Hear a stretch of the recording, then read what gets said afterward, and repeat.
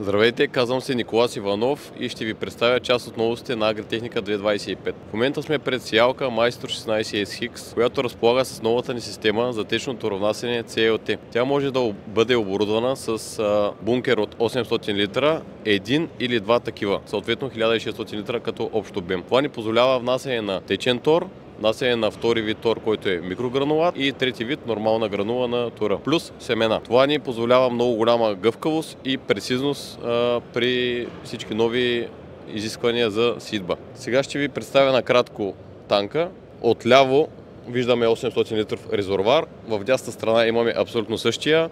Имаме помпа към него. Общ дебит можем да дозираме до 100 литра на хектар. Самата сеялка е подготвена да внася течния тор на две точки. Можем да избираме директно при сеещия диск. Имаме тръбичка, която може да внасяме течния тор, или върху браздата зад затварящо колело, което се намира отзад. Посредством вече смяна само на един маркуч. Всичко това според изискването на клиента.